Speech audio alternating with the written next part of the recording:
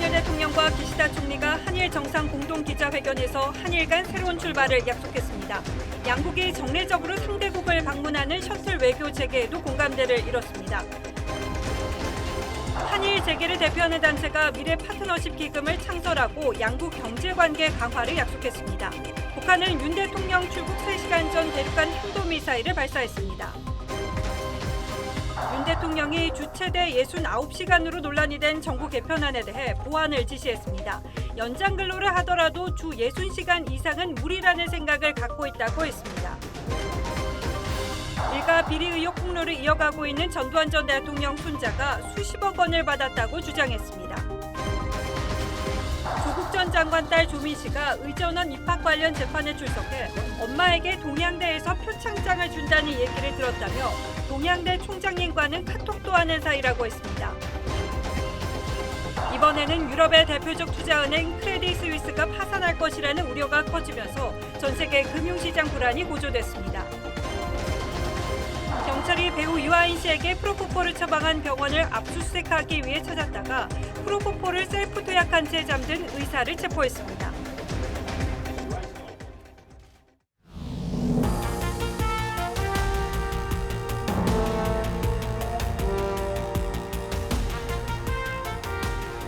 시청자 여러분 안녕하십니까? 신동욱입니다. 오늘은 뉴스9을 조금 일찍 시작하게 됐습니다. 오늘 오후 도쿄에서 12년 만에 한일 정상회담이 열렸습니다. 윤석열 대통령이 3.1절 기념사에서 일본을 협력 파트너로 규정하고 그리고 닷새 뒤 제3자 변제를 골자로 한 강제징용 해법을 발표하는 과정을 통틀어 보름새 이루어진 일입니다. 이번 정상회담을 통해 한일 양국은 미래지향적 관계 회복을 약속했는데 두 정상 간에 어떤 대화가 오갔는지 첫 소식은 도쿄 현지에서 황선영 기자가 보도하겠습니다. 윤석열 대통령이 차에서 내리자 기시다 총리가 악수로 맞이합니다. 관저에 함께 들어선 두 정상은 단상에 나란히 서서 의장대를 사열합니다.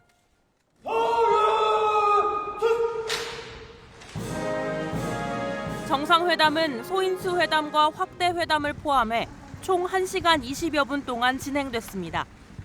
12년 만에 테이블에 마주 앉은 한일 정상은 셔틀 외교 재개와 경제 안보를 비롯한 모든 분야의 협력을 약속했습니다. 일본은 안보와 경제, 글로벌 어젠다에서 협력해야 될 파트너입니다. 日韓の形式、日韓の首脳が形式にとらわれず、頻繁に訪問するシャトル外交の再開に一致をいたしました。 회담 직후 두 정상은 공동 기자회견도 열었습니다. 기시다 총리는 김대중 오부치 선언을 비롯한 역대 내각의 인식을 앞으로도 계승하겠다고 했고 윤 대통령도 일본이 우려하는 구상권 행사는 없을 거라고 했습니다.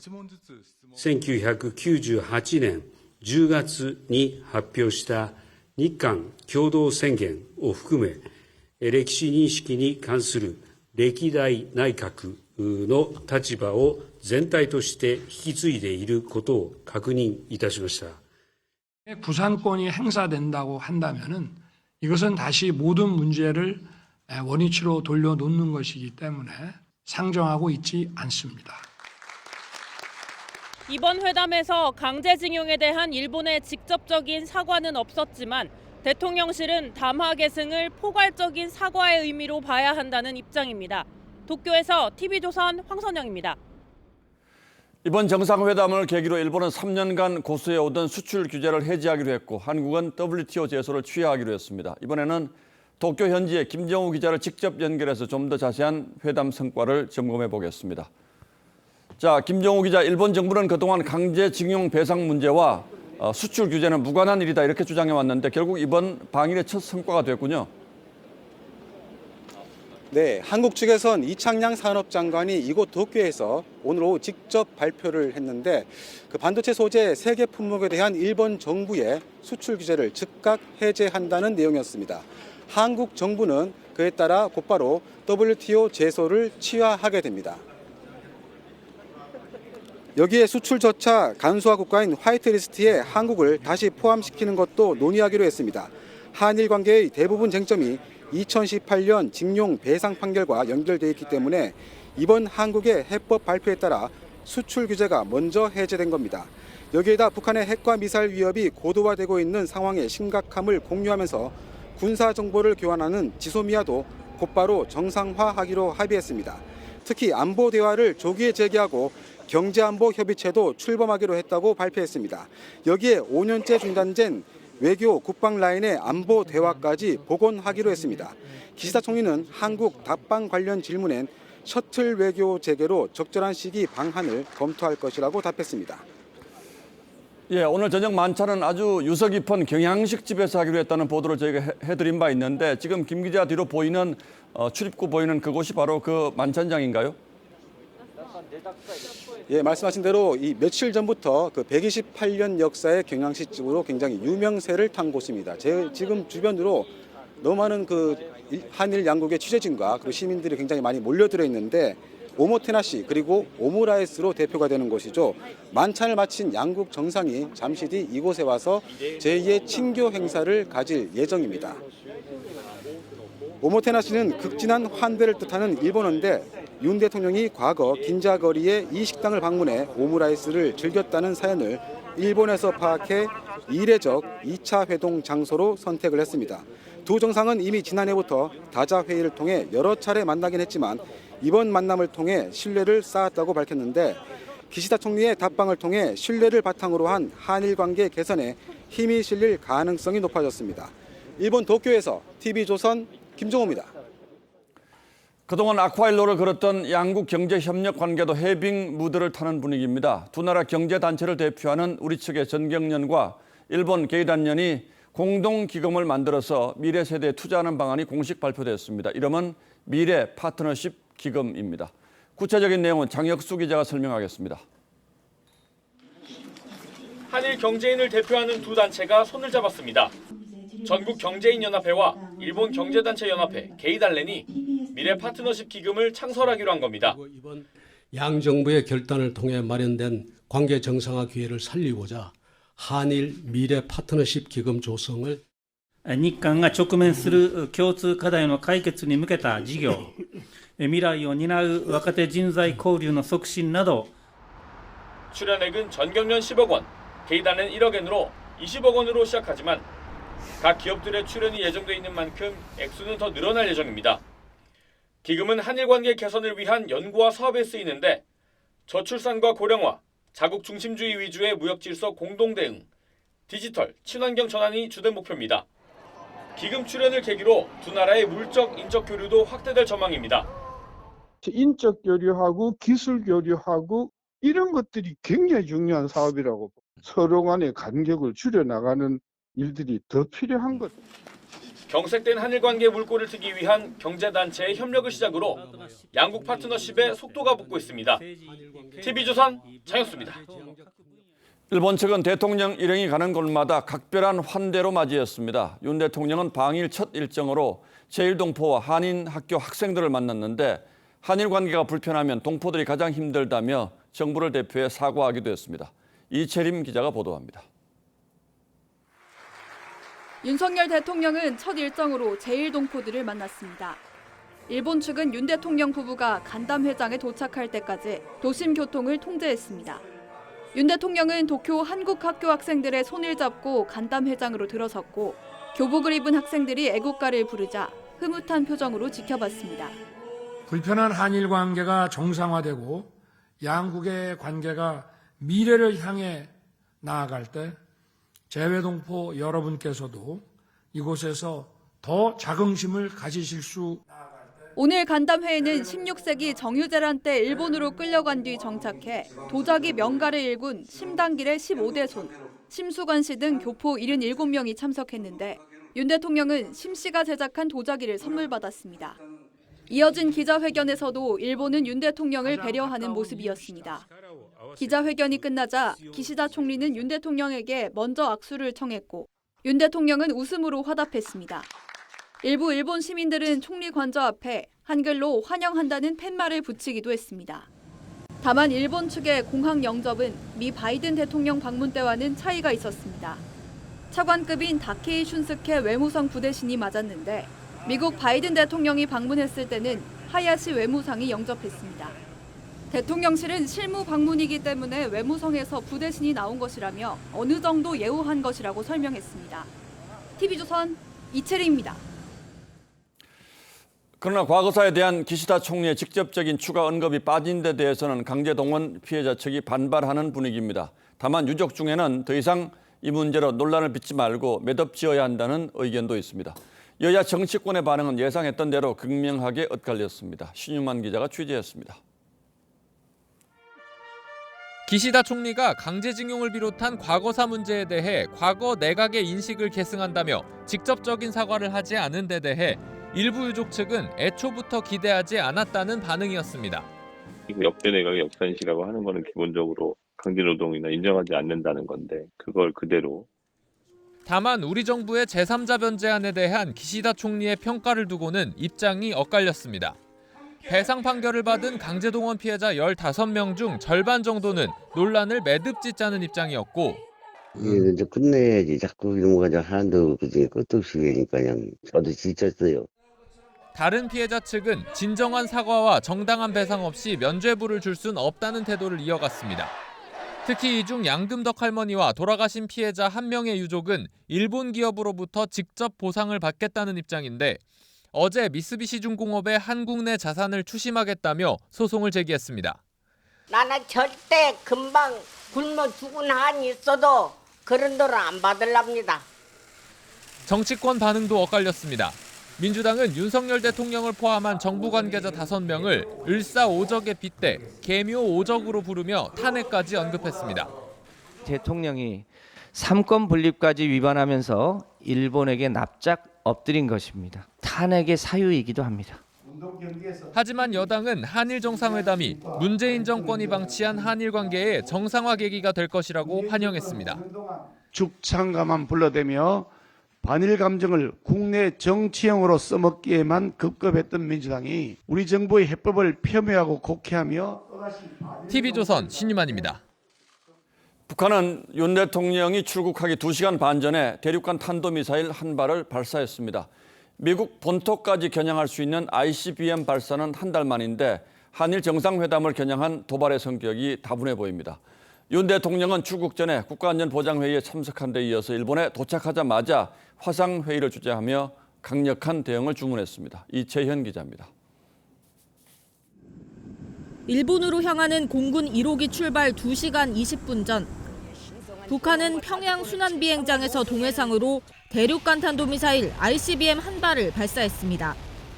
고각으로 발사된 ICBM은 고도 6,000km까지 치솟은 뒤 70여 분간 1,000km를 날아 중국과 러시아 접경 해역에 떨어졌습니다. 군 당국은 이번 ICBM이 지난해 11월 발사한 다탄두 형태의 화성 17형과 유사하다고 보고 있습니다. 다만 고체 연료 사용 가능성은 낮은 것으로 알려졌습니다. 미 공군의 3대 정찰 자산인 코브라볼 정찰기가 북한의 ICBM 발사 정황을 실시간 추적한 걸로 전해졌습니다. 북한은 3월 들어서만 근거리 탄도미사일과 잠수함 순항미사일, 단거리 탄도미사일, 그리고 오늘 ICBM까지 이틀에 한 번꼴로 도발을 이어가고 있습니다. 큰 틀에서 연합훈련과 한일 정상회담을 겨냥해서 자신들의 위협 수준을 높임으로써 존재감을 드러내려고 하는 그런 의도도 있다라고. 윤 대통령은 출국 전 개최된 국가안전보장회의 NSC 상임위원회에서 계획된 연합연습을 강도 높게 실시하고 한미일 안보협력을 강화하라고 지시했습니다. 한미는 어제에 이어 오늘도 적진에 낙하 침투하는 대규모 연합 공중 강습 훈련을 실시했습니다. TV조선 이채연입니다. 이번 회담은 한국 정부의 해법 발표 이후 정확히 열흘 만에 성사됐고 우리 정부의 강제징용 해법에 대한 일본의 조치에 특히 관심이 쏠린 회담이었습니다. 오늘 회담 결과를 어떻게 읽어야 할지 대통령실을 취재하는 홍현주 기자와 좀 더 자세히 짚어보도록 하겠습니다. 자, 홍 기자 어서 오십시오. 아무래도 우리 정부가 여론의 부담을 무릅쓰고 강제징용 해법을 발표했기 때문에 일본에서도 좀 성의 있는 호응책이 나왔으면 좋겠다 이런 기대들이 국내에서는 적지 않았는데 결국 직접적인 사과는 없었던 셈이죠. 그렇습니다. 딱 예상했던 수위만큼만 언급이 나왔다 이렇게 보면 될 것 같습니다. 예. 공동회견 때 한국 기자가 기시다 총리에게 국내 여론을 전하면서 관련 질문을 했는데 이에 대해 명확한 답을 하진 않았습니다. 관련 문답 직접 들어보겠습니다. 한국의 노력에 비해 일본 측의 호응 조치가 부족하다는 한국 내 여론이 많습니다. ユン大統領との間において、個人的なこの信頼関係を確認をし、緊密に意思疎通を図っていきたいと思います。 네, 결국엔 양국 정상이 과거보단 미래, 그러니까 양국의 공동이익을 극대화하는 데 초점을 맞췄다고 볼 수 있겠습니다. 과거사 문제 관련해서는 기시다 총리가 과거 내각의 역사 인식을 계승한다 이제 이런 표현을 썼는데 이건 사실 간접 사과로 볼 수 있죠. 그런데 과거 내각의 역사 인식이라는 건 어떤 내용들이 포함되어 있는 겁니까? 네, 그동안 한일 관계 관련해서 역대 일본 내각이 발표한 대표적 입장 표명이 4가지 정도 있습니다. 예. 먼저 고노다마에서는 위안부 모집 강제성을 인정했고 무라야마 다마는 식민지의 반성과 사죄 표명, 그리고 기시다 총리가 언급한 1998년 김대중 오부치 선언은 통절한 반성과 마음으로부터의 사죄를 언급했습니다. 歴史的事実を謙虚に受け止め、これに対し痛切な反省と心からのお詫びを申し上げました。 가장 최근이 2010년 나오토 다마인데 식민지 지배가 초래한 손해와 고통에 대해 통절한 반성과 진심 어린 사죄. 그러니까 우리 입장에서는 일본의 가장 적극적 사과였습니다. 이런 선언들을 모두 계승했다고 한 만큼 기시다 총리 과거사에 대한 사죄 입장 간접적으로 밝혔다고 볼 수 있을 것 같습니다. 예, 뭐 외교적으로 한일 양국이 이렇게 조율이 된 거겠죠. 그리고 오늘 한일 재계가 미래 세대를 위한 기금을 만들자 이렇게 기금 창설 계획을 밝혔는데 물론 여기 안에는 일본 전범 기업들이 간접적으로 낸 돈은 포함이 이미 돼 있을 가능성이 높습니다만 이 기금에 뭐 미쓰비시라든지 일본제철 같은 전범 기업들이 직접적으로 추가로 얼마나 기금을 내느냐 뭐 이것도 관심 아니겠습니까? 네, 그렇습니다. 그런데 오늘 이 해당 기업들의 참여 여부가 직접적으로 발표되진 않았습니다. 일본제철과 미쓰비시 중공업 모두 게이단렌 회원사로서 구체적 내용을 확인해 나가겠다 전향적인 입장을 보였습니다. 예. 말씀하신 것처럼 게이단렌의 이들 기업이 이미 출자를 했다는 점에서 참여로 봐야 한다는 해석도 있지만 이와는 별개로 재단의 국내 기금 조성 상황을 봐가면서 추가로 출연할 가능성도 열려 있는 것으로 우리 정부는 보고 있습니다. 예, 뭐 이런저런 점들이 이제 국내 여론만 생각하면 부담이 큰 정치적 결단이다 이렇게 볼 수가 있겠는데 그러나 윤석열 대통령 입장에서는 이런 정치적 부담을 감안하고서라도 한일 관계 정상화가 얻는 이익이 그만큼 크다 이렇게 판단했다고 볼 수 있겠죠. 네, 공동회견 때 그 질문도 있었습니다. 예. 윤 대통령도 국익의 관점에서 한일 관계를 풀어가겠다는 입장을 분명히 했습니다. 우리 한국의 국익은 일본의 국익과 제로섬 관계가 아닙니다. 저는 윈윈할 수 있는 국익이라고 생각합니다. 안보 위기 문제가 거기에 대응을 하는데 많은 도움이 될 것이고 양국의 그 산업의 형태라든지 또 발전의 방향에 비추어서 양국이 서로 보완할 수 있는 부분이 매우 많다고 생각합니다. 특히 오늘 일본으로 출발하기 2시간 20분 전에 북한이 ICBM을 발사한 만큼 한일 간 안보 협력이 어느 때보다 중요해진 시점입니다. 양국은 지소미아를 정상화하고 안보 회의체도 가동하기로 했습니다. 예. 여기에 경제 주체들의 이익을 키우기 위해 수출 규제 문제와 교류 협력 활성화에도 합의했습니다. 윤 대통령은 대선 과정에서부터 한일 갈등 현안을 모두 테이블에 올려놓고 일괄 타결 방식으로 풀어가겠다. 그러니까 그랜드 바겐으로 해결하겠다는 뜻을 표명해왔는데 대통령실에서는 주고받기식 협상의 자세로 임하지 말고 신뢰의 바탕을 두고 미래를 향해 나아간다는 태도로 임해라. 이런 분위기가 강했다고 합니다. 예, 뭐 일본의 사죄에만 초점을 맞춰본다면 불만족스러운 점이 있는데 좀 더 큰 그림에서 보면 이번 정상회담은 분명히 의미 있다는 해석이 가능하고 이제는 국내 여론을 좀 지켜보죠. 예, 홍현주 기자 수고했습니다.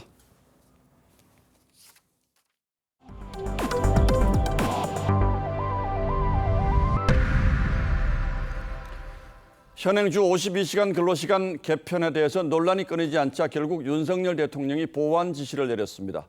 정부 입법안에 대해서 MZ노조마저 반발하자 주 60시간 이상 근로는 안 된다고 명확한 지침을 준 겁니다.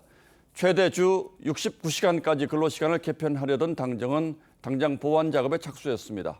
이태희 기자가 취재했습니다. 여당이 개최하고 고용부 차관이 참석한 토론회에서 MZ세대 노조가 쓴소리를 쏟아냅니다. 그럴 일 없다, 감독을 철저히 하겠다라는 말보다는 노동자를 두텁게 보호할 수 있는 수단을 넣거나 지난 6일 고용부가 입법 예고한 개편안에 대해 주 69시간 근로제로 후퇴했다고 비판한 겁니다. 합리적 노동운동을 내걸고 출범한 MZ노조마저 등을 돌리자 윤석열 대통령이 직접 나섰습니다. 그제 보완 지시를 내린 데 이어 오늘은 구체적 개편 방향까지 제시했습니다. 대통령께서는 연장 근로를 하더라도 주 60시간 이상은 무리라는 인식을 가지고 있습니다. 정부 여당은 대통령 지시에 따라 입법안 보완에 들어갔습니다. 노동계에서 하는 얘기들 잘 경청해서 잘 보완해서 연차를 갖다가 다 쓸 수 있는 그런 방안이라든가 이런 부분도 법적으로 좀 검토해서. MZ세대 노조는 노동계와 소통하겠다는 대통령의 입장 변화를 긍정적으로 평가한다고 했습니다. TV조선 이태희입니다. 전두환 전 대통령의 손자가 일가의 비자금 의혹을 연일 폭로하고 있습니다. 전 씨는 자신에게만 수십억 원의 돈이 흘러 들어왔다면서 가족이 비자금을 어떻게 조성했는지에 대해서도 설명했습니다. 박한솔 기자입니다. 전두환 전 대통령의 손자 전모 씨는 SNS와 언론 인터뷰 등을 통해 일가의 비자금 폭로를 이어갔습니다. 자신이 미국에서 학교를 다니고 직장 생활을 할 수 있었던 건 1년에 몇억 원씩 어디서 나왔는지 모를 자금 때문이라며 본인에게만 수십억 원 자산이 흘러들어왔다고 주장했습니다. 국내 회사 주식과 부동산 등 자신 명의로 된 자산에 대해서도 구체적으로 밝혔습니다. 비자금 의혹이 밝혀지지 않은 건 자금 출처를 서류상지인으로 꾸미는 등 장치를 했기 때문이라고 말했습니다. 전두환 일가에서 경호관들에게 돈이 갑니다. 그리고 그 돈으로 웨어빌리라는 회사를 설립을 했습니다. 이 때문에 전 대통령 경호관 출신이 대표인 회사도 명의만 그럴 뿐 실제는 전 씨 일가 소유라고 밝혔습니다. 직원이라 말단이라 그런 거 없어요. 아버지 형제들인 전재국 씨와 전재만 씨, 사촌들이 물려받은 건 더 많다면서 차명으로 보유한 회사만 수백억 원 규모라고 폭로했습니다. 자신은 마약을 하고 성범죄도 저질렀지만 처벌 위험을 감수하고라도 가족 범죄를 밝히려 한다고 주장했습니다. 정말 죄송합니다.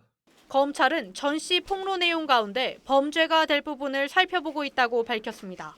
TV조선 박한솔입니다.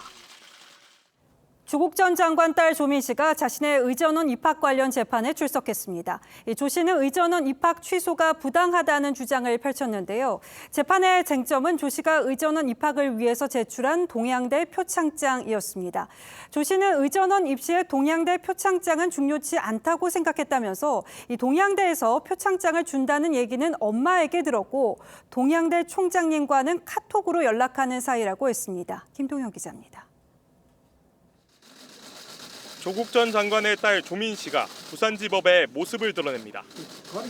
조 씨는 오늘 부산대 의학전문대학원 입학허가 취소가 부당하다며 제기한 재판에 증인으로 처음 출석했습니다. 법정 들어가서 제가 아는 대로 진술하고 성실히 임하도록 하겠습니다. 부산대는 지난해 4월 조 씨가 기재한 동양대 표창장이 위조라는 판결을 근거로 입학을 취소했습니다.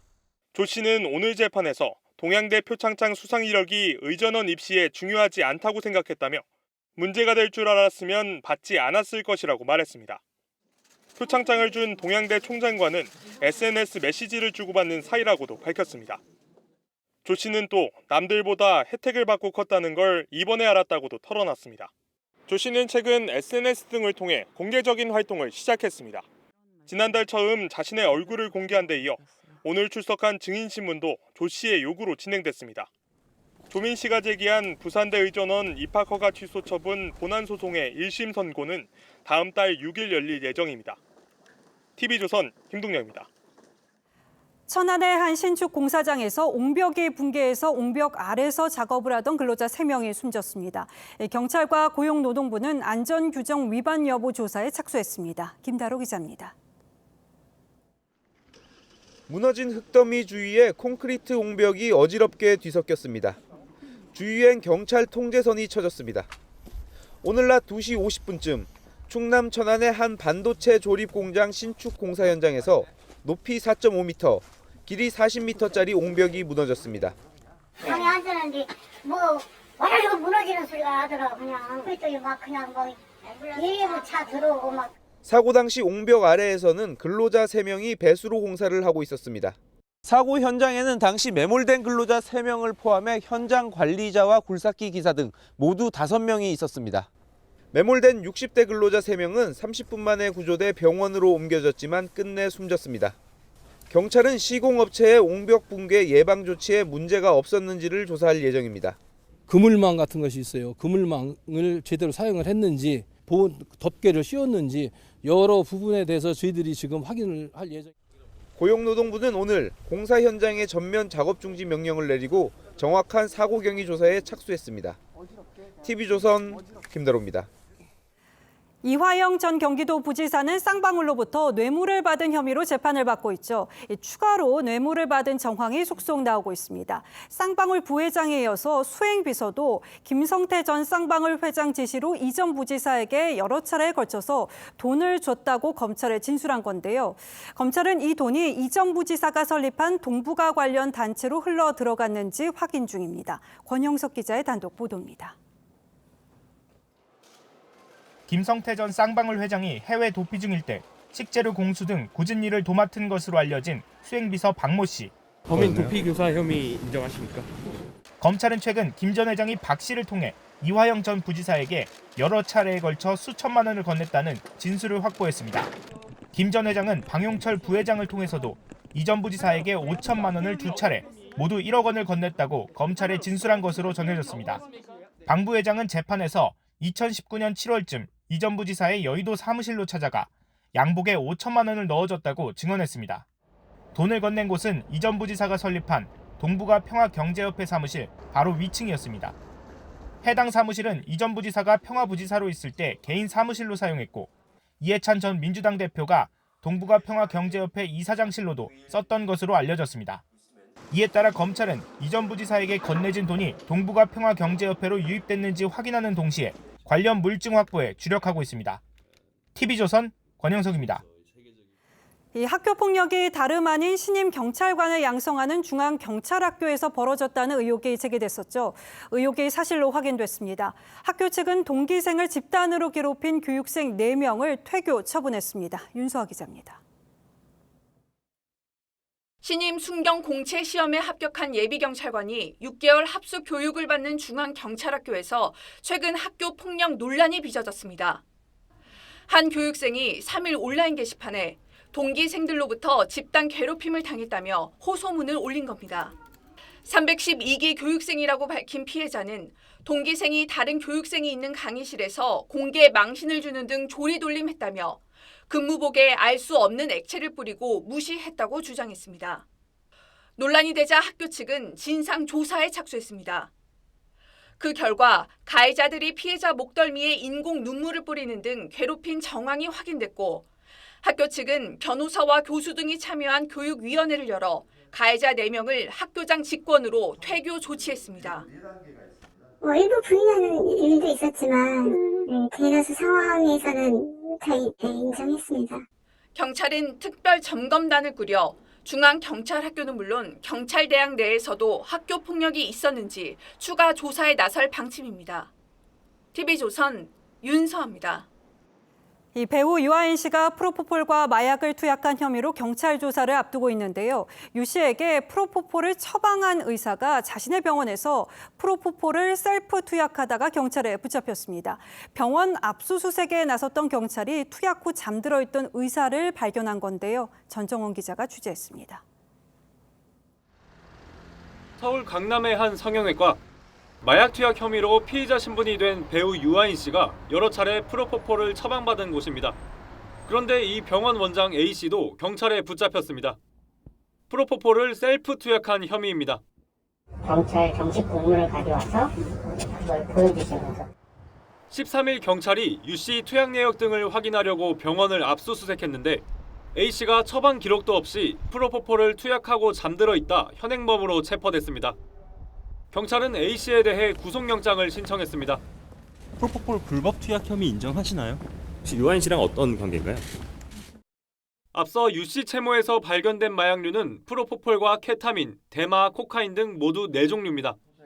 경찰은 유씨와 함께 미국에 간 지인과 매니저 등을 잇따라 불러 조사했습니다. 경찰은 지금까지 확보된 자료 등을 토대로 다음 주 중으로 유씨를 피의자 신분으로 소환할 예정입니다. TV조선 전정원입니다. 지난해 거리두기가 일부 해제되면서 결혼식이 부쩍 늘었다 싶었는데 지난해 결혼 건수는 역대 최저 수준으로 떨어졌습니다. 2년 연속 채 20만 건도 채우지 못한 겁니다. 결혼 적령기인 이들에게 결혼을 꺼리는 이유를 물었습니다. 결혼은 필수가 아닌 선택이라는 답변이 돌아왔습니다. 이들의 생각을 송병철 기자가 더 들어봤습니다. 29살 직장인 류나영 씨. 연애 중이지만 꼭 결혼을 해야 한다는 생각은 없습니다. 경제적 여유가 없는 데다 시댁과의 관계도 부담입니다. 굳이 왜 안 맞는 옷을 입어가지고 결혼까지 해가면서 내 스트레스 안 받을 거를 굳이 받고 해야 하는지 모르겠고. 이런 생각은 혼인 통계에 그대로 나타납니다. 지난해 결혼 건수는 19만 1,700건, 2년 연속 20만 건을 밑돌며 역대 최저를 기록했습니다. 코로나 영향에서 벗어나 반등을 기대했지만 인구가 줄어든 데다 결혼을 꼭 해야 한다는 인식마저 약해진 탓입니다. 혼인에 대한 가치관의 이제 변화가 조금 결혼에 대한 건수가 많이 감소한 이유 중에 하나라고. 집값 급등과 경력 단절, 자녀 양육비 부담도 문제지만 취업난에 경기까지 어려워 혼자 살기도 빠듯하다는 의견도 많습니다. 나 혼자 먹고 살기 힘들고 하니까 결혼도 힘들고 결혼을 하더라도 그 아기를 키우는 것도 문제고. 결혼 기피 현상이 저출산을 심화시켜 결국 인구 절벽을 가속화시킬 거란 우려가 커집니다. TV조선 송병철입니다. 미국 실리콘밸리 은행 파산 사태 잔불이 다 꺼지기도 전에 유럽에서 또 다른 불길이 번지고 있습니다. 세계적인 투자은행인 크레딧 스위스의 유동성 위기가 불거지면서 스위스 정부가 우리 돈 70조 원을 긴급 수혈하기로 했습니다. 전 세계가 돈줄을 틀어막는 과정에서 여기저기 부작용이 일어나고 있는데 사실 이 파장이 어디까지 미칠지 예측하기 어렵습니다. 그러나 과거의 경우를 보면 급속한 긴축은 항상 파괴적이었고 간혹 엄청난 고통을 요구하기도 했다는 점을 간과해서는 안 될 시점이 된 듯합니다. 김지아 기자가 취재했습니다. 2021년, 2022년 회계 내부 통제에서 중대한 약점을 발견했다. 세계적 투자은행이자 스위스 2위 은행인 크레디 스위스의 연례 보고서 내용입니다. 5분기 연속 손실에 지난해 4분기에만 1,000억 달러의 고객 자금이 빠져나가는 등 자금 유출이 계속되고 있다는 겁니다. 여기에 최대 주주인 사우디 국립은행이 크레디 스위스에 추가 재정 지원을 하지 않겠다고 밝힌 게 방아쇠를 당겼습니다. 스위스 중앙은행이 최대 70조 원을 긴급 수혈하고 나섰지만 미국과 유럽을 오가는 위기 속에 세계 은행주가 줄줄이 하락하면서 세계 증시는 요동쳤습니다. It's certainly not great in the context of the bank failures that we suffered here earlier this week. You know, everyone's on edge and it just adds to the angst. 국내 증시는 보합세로 마감했지만 은행주 하락 속에 살얼음판을 걷는 상황. 우리 금융당국은 향후 예기치 못한 충격에 대비해 은행들이 미리 자본을 쌓아둘 것을 주문하고 경기 상황에 따라 돈을 풀고 가둘 수 있는 경기 대응 완충 자본 도입도 추진하기로 했습니다. 벼랑 끝에 서 있다는 글로벌 금융 불안이 확산되는 가운데 자본댐 쌓기를 서둘러야 한다는 목소리가 커지고 있습니다. TV조선 김자입니다. 이렇듯 우리 산업에 닥치고 있는 위기는 매우 복합적입니다. 순수한 제품 경쟁력의 문제뿐 아니라 대내외적인 경제 환경이 우리 기업들을 더 옥죄고 있습니다. 현대제철의 경우는 중국 법인에서만 지난 5년간 1,000억 원의 손해를 보자 결국 베이징 법인을 매각하기로 했습니다. 중국은 한때 우리 기업들에게 기회의 땅이었지만 이제는 탈출 러시가 이어지고 있습니다. 보도에 최윤정 기자입니다. 현대제철이 중국 시장 구조 조정에 들어갔습니다. 베이징 법인 매각을 위해 투자사와 협상하는 겁니다. 매각 이유는 적자 탓입니다. 베이징 법인은 지난 2002년부터 현대차와 기아 중국 공장에 강판을 납품해 왔는데 최근 5년간 1,000억 원의 손실이 발생했습니다. 실제 현대차 그룹의 중국 내 점유율은 반토막 수준으로 떨어졌습니다. 포스코도 지난해 광둥성 생산법인 지분 50%를 매각했고 동국제강도 중국 법인 지분 90%를 지방정부에 팔았습니다. 탈중국 현상은 철강 업계만의 일이 아닙니다. 삼성전자는 2019년 중국 내 마지막 스마트폰 생산기지였던 후이저우 공장 가동을 중단했고 현대차는 2021년 베이징 1공장 매각을, LG전자도 중국 공장을 정리하고 베트남 법인으로 일원화했습니다. 탈중국 현상은 중국 내 인건비 상승과 중국 기업의 기술력 강화로 인한 현지 시장 경쟁 격화, 중국 정부의 각종 규제 등으로 수익성이 떨어지고 있기 때문입니다. 글로벌 무역 체제의 변화, 이에 따른 중국에서의 기업 이탈 등은 일정 부분 구조적으로 진행될. 미중 무역 분쟁으로 인해 중국발 리스크까지 커지고 있어 탈중국화 현상은 계속될 전망입니다. TV조선 최윤정입니다. 대지진으로 폐허가 되다시피 한 튀르키예 동남부 지역에 이번에는 폭우가 쏟아지면서 홍수가 발생해서 10여 명이 숨졌습니다. 지진 피해 복구를 이제 막 시작했는데 또다시 재해가 덮쳐 이재민은 망연자실했습니다. 류주영 기자입니다. 지진 피해 이재민들의 임시 주거지인 텐트와 컨테이너 단지가 물에 잠겼습니다. 급류에 휩쓸린 아이는 가까스로 살았습니다. 주택가에 들어찬 물이 매섭게 불어나면서 차들도 떠내려갑니다. 현지 시간 15일 튀르키예 동남부 살리우르파와 아디야만 지역에 최대 136mm의 폭우가 쏟아졌습니다. 24시간 동안 두 지역에 내린 비만 250mm, 연간 강수량의 3분의 1이 한꺼번에 쏟아진 겁니다. Dün akşam saatlerinden itibaren Adıyaman ve diğer komşu şehirlerimizde de yoğun bir yağış almaya başladı. 지난달 규모 7.9의 강진이 덮친 동남부에 이번엔 폭우까지 내렸습니다. 10여 명이 목숨을 잃었고 5명이 실종됐습니다. 잠수사들이 투입됐지만 진흙탕물이 들어차 구조에 어려움을 겪고 있습니다. 튀르키예 당국은 사망자가 더 늘어날 수 있다며 주민들에게 더 높은 곳으로 대피하라고 당부했습니다.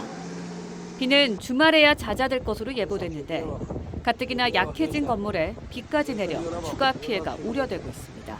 TV조선 류주현입니다. 대화형 인공지능의 발전 속도가 빨라지고 있습니다. 한국어에 서툴던 챗GPT가 수험생 10명 중에서 8명이 틀린 수능 국어 문제의 정답을 맞췄습니다. 이뿐이 아닙니다. 사람의 손글씨도 또 스마트폰을 통해서 찍은 사진도 인식했습니다. 유혜림 기자가 좀 더 설명드리겠습니다. 2023학년도 수능에서 수험생의 약 85%가 틀린 국어 17번 문항입니다. 인공지능 채팅 챗GPT에 한글 지문을 그대로 옮겨 물어보자 문제의 정답은 물론 풀이 과정까지 알려줍니다. L 그래프라고 하는 것에 대한 정의를 어떻게 내렸는지를 이해하고 응용할 수 있느냐 이걸 묻는 건데 그거를 이해했다는 얘기입니다. 업데이트된 챗GPT는 한 번에 처리할 수 있는 단어량이 8배 늘어났는데 미국 변호사 시험과 대학 입학 시험에서 상위 10% 수준의 성적을 거뒀습니다. 글자뿐만 아니라 이미지도 인식해 답변이 가능합니다. 수첩에 손글씨로 적은 홈페이지 구성안을 휴대폰으로 촬영해 입력하면 홈페이지를 만들어줍니다. Going from hand-drawn, beautiful art, if I do say so myself, to working website. 마이크로소프트도 처리 능력이 향상된 블로그와 이메일 작성 전용 인공지능을 선보였습니다. 한글로 주제만 알려주면 몇 초 만에 A4 용지 분량의 글을 작성해줍니다. 하루가 다르게 똑똑해지는 인공지능. 하지만 거짓 정보를 가려내는 능력은 여전히 과제로 남아 있습니다. TV조선 유혜림입니다. 조선시대 월대를 복원하기 위해서 광화문 앞당을 팠더니 전차 철로가 나타났습니다. 일제강점기 당시에 일제가 월대와 육조대로를 훼손하고 그 위에 철로를 깐 게 확인된 건데요. 서울시가 57년 만에 드러난 이 철로를 시민에 공개했습니다. 고서정 기자입니다. 일제강점기인 1910년대 후반에 촬영된 광화문 앞 모습입니다. 조선시대 임금과 백성의 소통 공간이던 월대가 사라지고 철길이 들어섰습니다. 1917년부터 1966년까지 사용한 이 철길은 광화문 앞에서 Y자 형태로 만나 세종로 방향으로 이어졌습니다. 조선 총독부가 함께 위치하고 있는 곳이기 때문에 본인들의 치적과 이런 것들을 홍보하기 위해 훼손한 행위이기도 하지요. 서울시와 문화재청은 2020년부터 월대 복원에 나섰는데 광화문 앞 땅속에서 철길 일부가 57년 만에 모습을 드러냈습니다. 아스팔트로 다니던 그 도로 바로 아래 전차 선로를 포함해서 여러 유적들의 현장이 이렇게 지칭. 경복궁의 상징인 광화문 월대 앞에는 조선시대 최고 정치기구인 의정부와 군사기관인 삼군부 등이 자리 잡은 육조대로가 이어져 있었습니다. 일제강점기 당시 이 전차 철로를 만들어 광화문 월대와 삼군부 등 주요 시설이 훼손됐습니다. 발굴 조사 과정에서 월대 동쪽엔 의정부 건물 흔적이, 서쪽에선 삼군부 건물 흔적이 각각 발견됐습니다. 철길 지하 70cm 아래에서도 기초석 등 건물터가 나왔습니다. 서울시는 오는 10월까지 광화문 월대 복원을 마칠 계획입니다. TV조선 고서정입니다.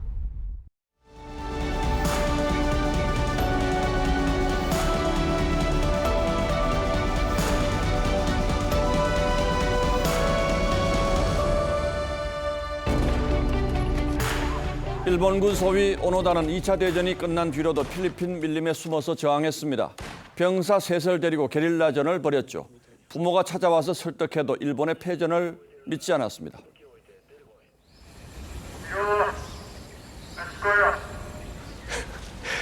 어려운 생전이에요. 그는 모든 것이 미군의 교활한 기만술이라고 믿었습니다. 결국 옛 상관이 와서 가짜 명령서를 낭독해 주고서야 30년 만에 항복했죠. 関係者は直ちに戦闘及び工作を停止。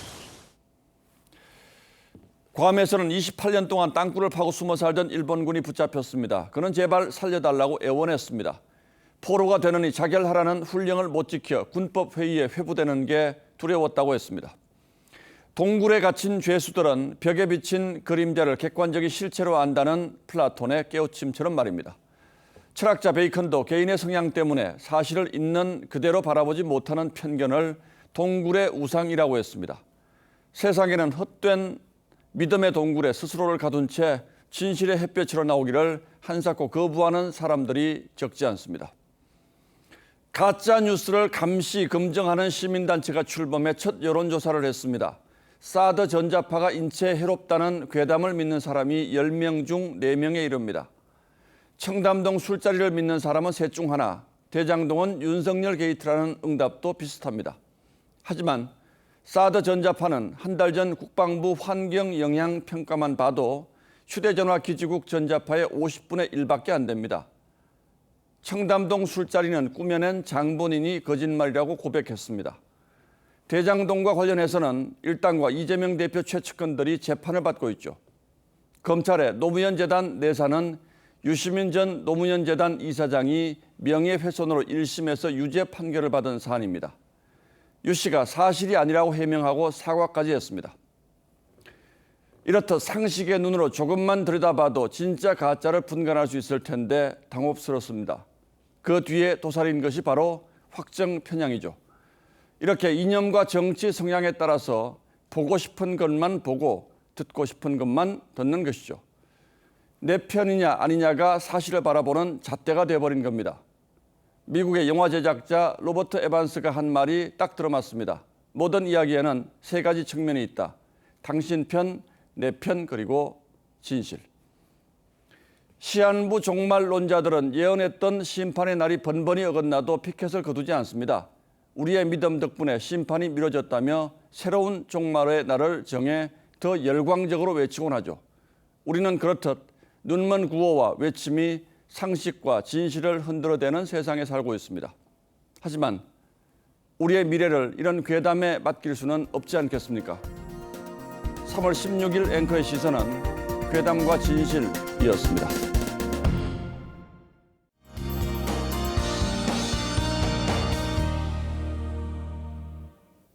하루하루 대기가 메말라가면서 건조특보가 전국 대부분 지역으로 확대됐습니다.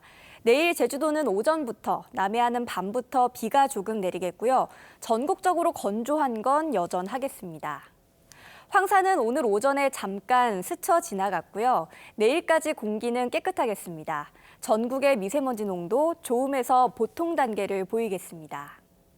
아침에는 춥겠습니다. 대전과 서울이 1도에서 시작하겠고요. 낮 기온은 청주와 서울이 14도를 보이겠습니다. 일교차도 크겠는데요. 광주는 4도에서 시작해 낮에는 16도까지 오르겠습니다. 당분간 뚜렷한 비 소식이 없기 때문에 가뭄이 심하겠습니다. 항상 화재 조심, 특히 산불 조심 당부드리겠습니다. 날씨였습니다. 예, 3월 16일 목요일 뉴스9은 여기서 모두 마치겠습니다. 시청해주신 여러분 고맙습니다.